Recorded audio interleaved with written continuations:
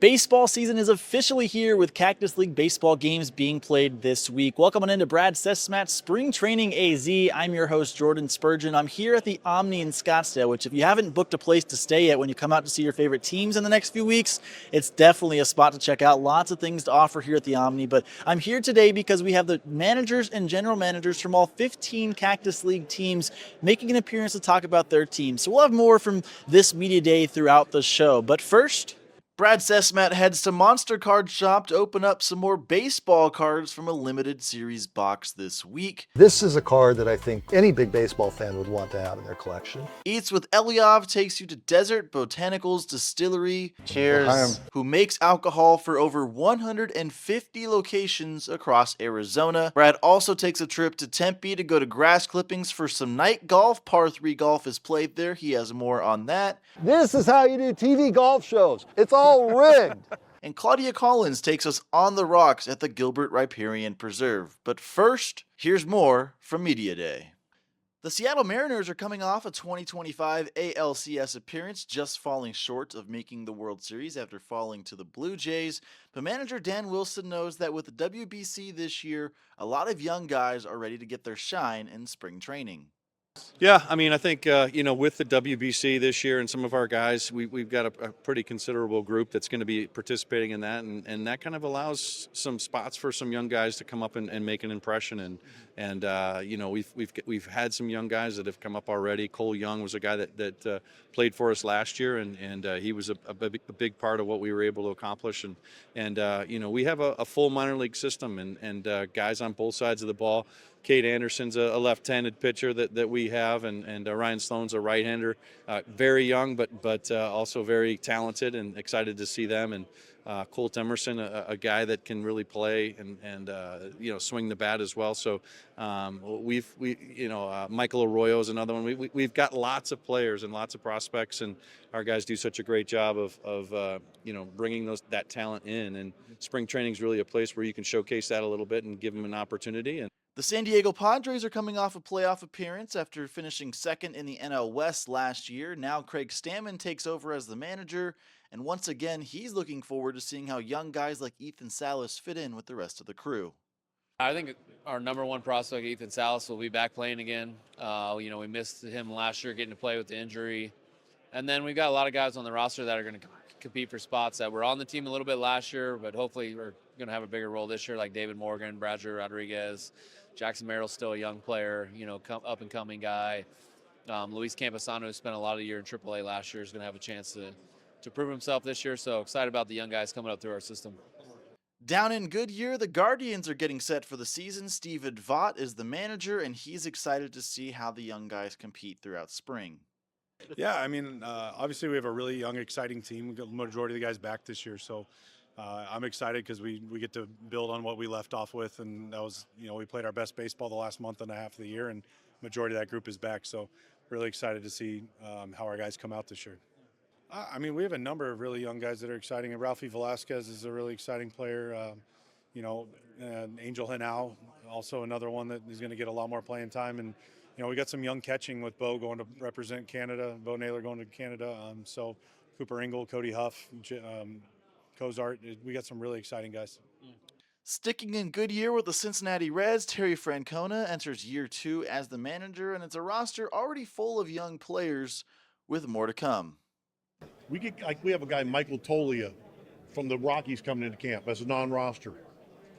I'm excited to see him. It's a little bit of a reclamation project, but I don't know if he's going to make the team on spring. Who knows? But I'm excited to see. I get excited for everything. Like about the 5th, 6th inning when the young kids come in. You're okay. It's a little different mindset. It's like, okay, our guys played 5 innings, whether we were good or bad or in between. Now it's a little different. These kids are coming in. We want to see how they handle situations, how they react. So it's kind of different, but all of it's fun. The Milwaukee Brewers were the number 1 seed in the National League last year, and manager Pat Murphy knows that they've lost some guys this offseason, but that doesn't mean they'll have good candidates to replace them internally. Just think of the guys we've acquired lately. They're all guys that are close. It seems like Jet Williams, Harrison, those guys are all Sproat. Those guys are close, and we'll see. But it's just fun building relationships, getting to know who they are in a new environment, making sure you don't, like I said, we don't have to build the puzzle today. We just keep getting to know them and getting to build, because they may not adjust as quick. One guy adjusts quicker than the other. It's okay. That's all we've got from Cactus League Media Day this week. Stay tuned next week for even more from managers and general managers. Who are some players, if we're just talking baseball, on the field this year that you're thinking, Brad, this guy, like Cal Raleigh last year, came out of the blue to a lot of fans, right? In my spaces, I'm looking at this season. If I'm being local, I think Perdomo's finally starting to get the national attention. And with Corbin Carroll hurt, I think Perdomo's starting to get that reputation as maybe the guy.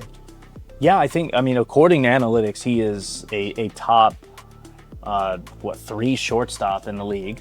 And I'm with you on Perdomo. He doesn't have the hobby love when it comes to, let's say, his rookie autographs or his prospect autographs. I don't think they sell for as much as they should. Here's Devers. That was a miss. Pitchers are starting to get hot in the hobby. Like, really? There used to be a rule: don't collect pitchers unless you like them, because there's not a lot of value in it. I got Yamamoto and Skeens, man. 100% with Skeens, Yamamoto. I'm big on Skubal, another local guy, Kingman, Arizona guy. Yep. Tigers have a really good squad this year, so I'm big on Tariq Skubal. Okay, I like this card. Tell me about what they're doing here. Greatest hits. I haven't seen that before. Yeah, so this set is some of the bigger hits like the players have gotten in some of their young careers or long careers. They've created an insert set called Biggest Hits. It gives you the date that they hit the walk-off, and there will be you can get variations of these cards as well. So it's a cool set. If you're collecting locally for the Diamondbacks, who are you chasing this year? Did I already address it with Perdomo, or do you see someone else? Unfortunately, Carroll's hamate bone injury takes Carroll's stuff down a little bit for the time being, but that would be a good opportunity for Corbin Carroll collectors to buy it. It's like a stock. Yeah. So buy it now while it may have taken a small hit, and then when he comes back, if you think he's going to come back and be his normal self, then a really good guy to collect. I just pulled a Kershaw. Now, this guy is going to the Hall of Fame. This is a card that I think any Dodger fan or really big baseball fan would want to have in their collection. Yeah, and when the chrome and the chrome color of this card comes out, I think you're right. This could end up being a really nice chase. That's not a rookie card. Here's the Dodgers winning the World Series with, that's pretty cool. Ohtani's getting champagne on him. Okay, walk me through that card. Ohtani Profiles by Ken. So this is new. This is a new set. It's a profile subset done by Ken Griffey Jr. and shot by him. So this is he gives his insight on the player itself. Okay. So and then they made a card, and then the quote on the player by Griffey is on the back of the card. Oh, that's neat. And I like this type of stuff because it reminds you of old school baseball collector cards, where you have the stats or you have some fun little snippets of the players on the back, and it makes it fun. It makes it fun to turn your actual card over and realize, yeah, this is for collectors. Yeah, it's not just the front of the card. It's Correct. the back of the card that tells the story. Reno, good stuff. Good stuff here at the Monster Card Shop. Coming up next, Eliav Gabay takes us to Desert Botanicals Distillery to learn more about the process of making alcohol and selling it to over 150 restaurants and places across the state of Arizona. Brad Cesmat heads out to Grass Clippings for some night golf with some big leaguers, and Claudia Collins takes us on the rocks at the Gilbert Riparian Preserve.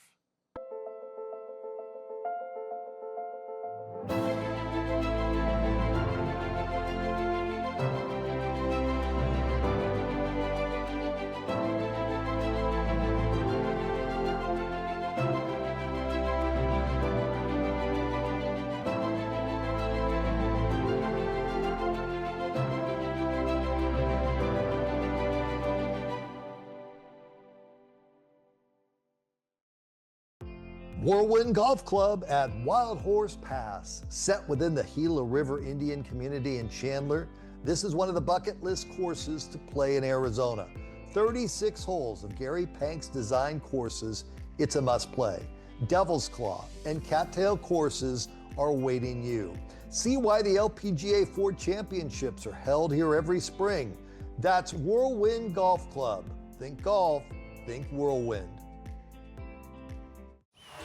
The Valley of the Sun will roar to life this spring. This ought to get pretty wild. Why is that, you may ask? Because NASCAR and the NTT IndyCar Series are coming to Phoenix, and it's going to be a weekend of good vibes the whole family won't forget. The best-in-class fan experience meets racing's toughest drivers for 3 days of action on and off the track, all surrounded by the beautiful Estrella Mountains. Get your tickets now at phoenixraceway.com. Nothing brings people and families together faster than sharing food. Great friends, memories, and good times. For over 2 generations, Valle Luna has served you the food that brought you together, and we've been proud to do so. We're fortunate to have been a part of so many stories, gatherings, and traditions that continue on today and will tomorrow. Start a tradition of your own. Come taste authentic Sonoran-style food with your family and friends here with us at Valle Luna.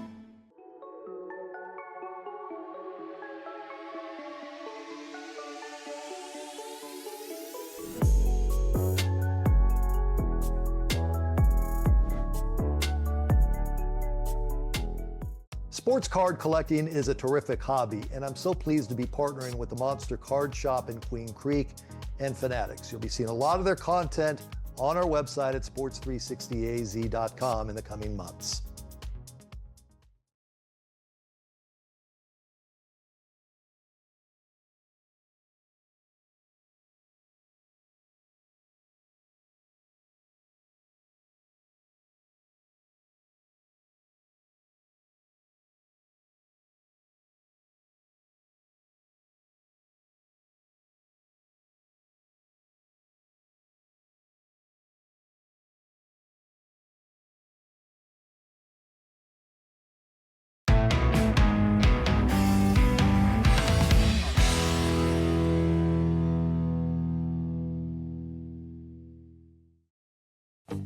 In this Eats with Elia, we have a little bit of a how-to with Cole Cameron of Desert Botanical Distillery. Now you can find Cole's spirits in over 150 locations across Arizona. So it doesn't matter which stadium you go to for spring training, you're gonna find a Desert Botanical Distillery drink or bottle not too far away. I know you can't give us all your secrets, but if you can just let them in a little bit on how it works from cactus to bottle. Of course.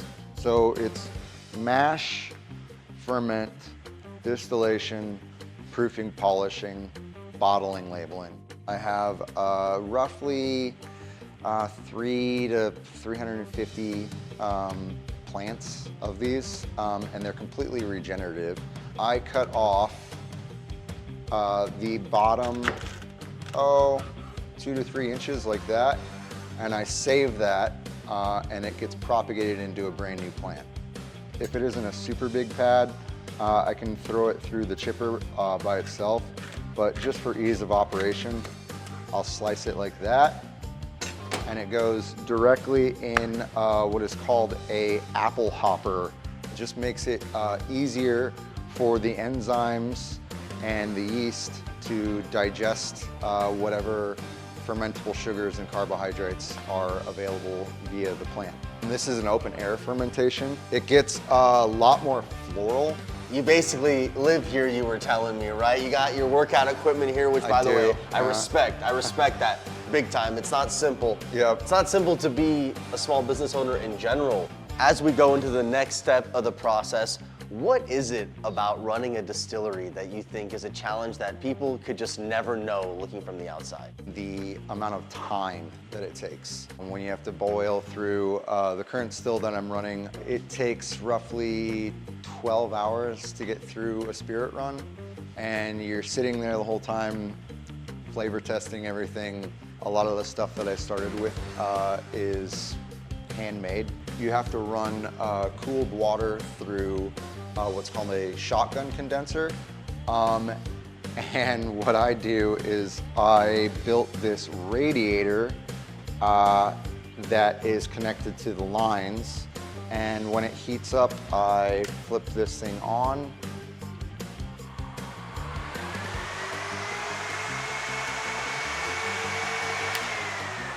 And it cools all the water going back into the 275-gallon tank. So when I said laboratory, I didn't even realize how literal we were being. Yeah. And Cole's operation's about to get even bigger with Big Bertha over here, right? Yes. What would take a week in the old system that I'm running, this would take 12 hours. Copper is really important in dealing with distillates in that it strips the sulfates out of the liquid or out of the alcohol and ends up with a much cleaner tasting spirit. So you want to take a small percentage of the heads, small percentage of the tails, and then all of the hearts and blend it accordingly. And that's how you develop the flavor profile of a spirit and something that's also safe to drink. Once the alcohol is distilled, it gets what's called proofed down because it comes off the still starting at about 80% alcohol. You have to proof it to 40% alcohol, AKA 80 proof. It is measured into 750 milliliter increments and bottled and then labeled. Cheers. Time, cheers.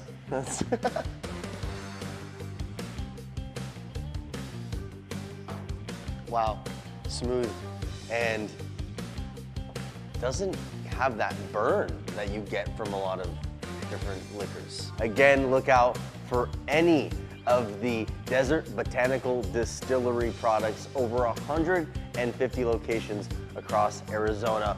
For Cole Cameron, I'm Eliav Gavai. This has been a Drinks with Eliav. Oh!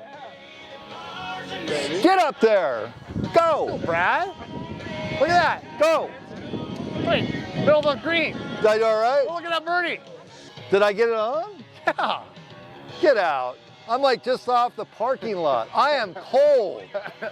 I got Mickey, I got Drew. I got baseball dudes out here. This is grass clippings. When you're done with the games, this is where you come. 100%. In the high tops.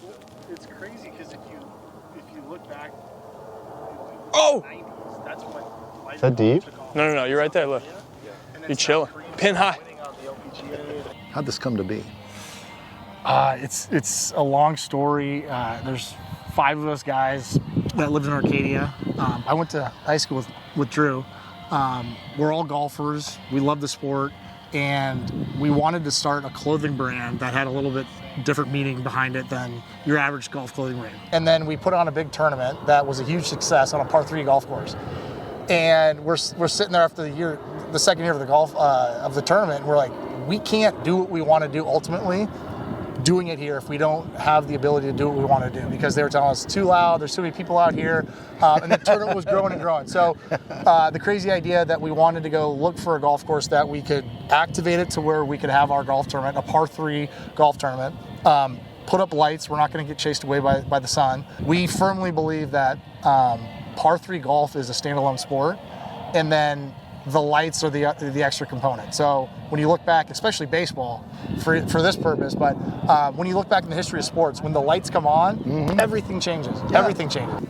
When people come out from across the country to watch their favorite team in spring training, they could come here during the day. Yep.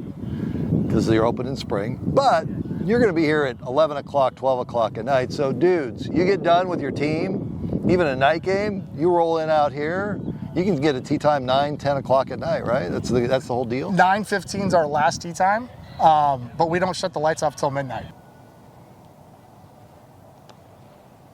Gonna make one of these today. Money. Let's go. Pick it up. Oh yeah. This is me coming to Grass Clippings and saying, you know what? I got this. I got this. It's uphill. Don't leave it short, Brad. I got Pete. I got a couple of major leaguers. I got dudes watching. There's no pressure. Oh, God, that's Can't terrible. leave it short, Brad. Wait. Wait. Wait.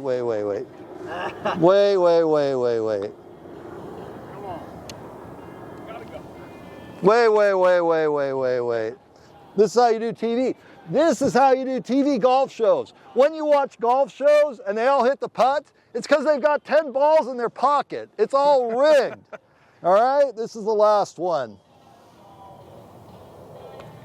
There we go. I actually like this a lot. While it came up just a little bit close, grass clippings. From anywhere you come in to watch spring training, this is the spot. Don't go anywhere. Coming up next, Claudia Collins takes us on the rocks at the Gilbert Riparian Preserve. Nothing brings people and families together faster than sharing food. Great friends, memories, and good times. For over 2 generations, Valle Luna has served you the food that brought you together, and we've been proud to do so. We're fortunate to have been a part of so many stories, gatherings, and traditions that continue on today and will tomorrow. Start a tradition of your own. Come taste authentic Sonoran-style food with your family and friends here with us at Valle Luna. Spectacular golf awaits you at Whirlwind Golf Club at Wild Horse Pass. 36 holes of Gary Pank's design courses, a must play. That's Whirlwind Golf Club. Think Whirlwind. Welcome back to City Limitless, where we explore Mesa and beyond its city boundaries. I'm your host, Ashley. No, not quite. Oh. Easy there. That's how it all began. It began here in Mesa. To tell you, there's a Roadrunner right behind you. How Arizona is that? You know, Arizona has always been a great place to shoot. And so at that point I said, well, what if the game wasn't born? As I go in the middle, just crack it open like so. Look, Mesa, in case you didn't know. Resurgent, purpose, pivotal. We evolve and keep it.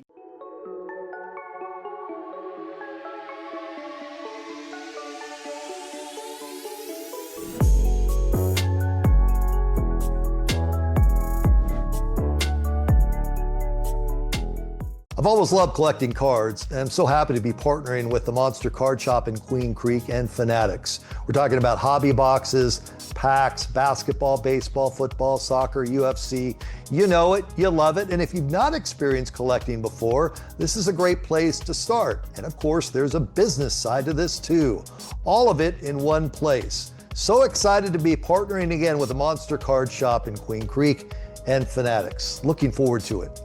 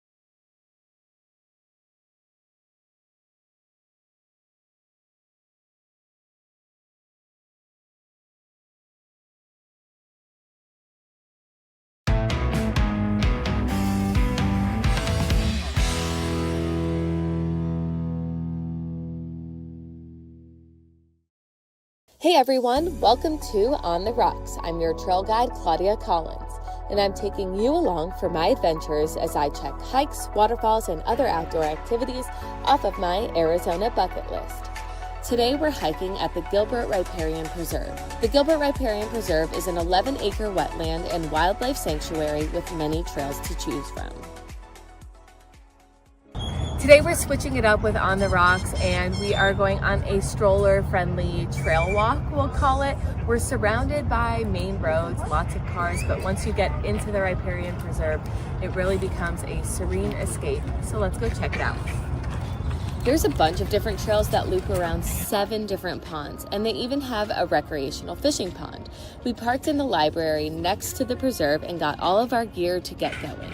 I like starting and ending my trail walk at this beautiful boardwalk that my 2-year-old can't get enough of. Because this is a wildlife preserve, there's a huge variety of birds here, especially ducks. On this boardwalk, we were met with serene views of the first pond, which is the fishing pond, and we were surrounded by ring-necked and mallard ducks, and even stopped to feed them.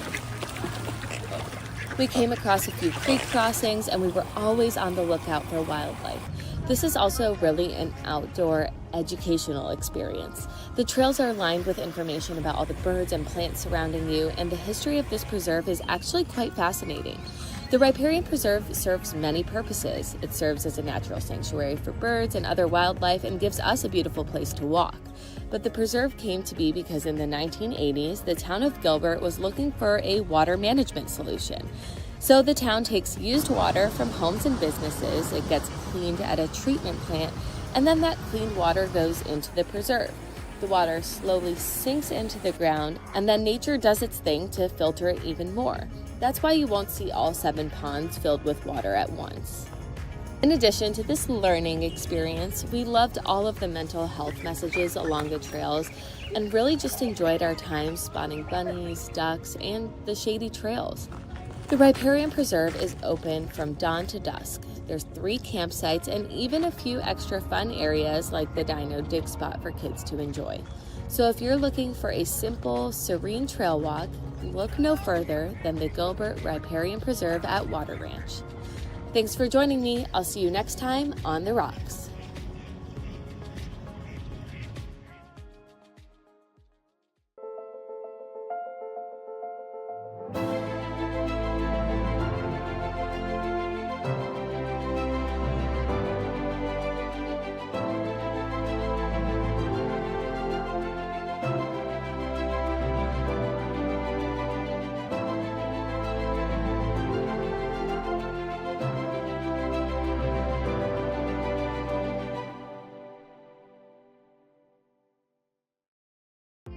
Whirlwind Golf Club at Wild Horse Pass. Set within the Gila River Indian community in Chandler, this is one of the bucket list courses to play in Arizona.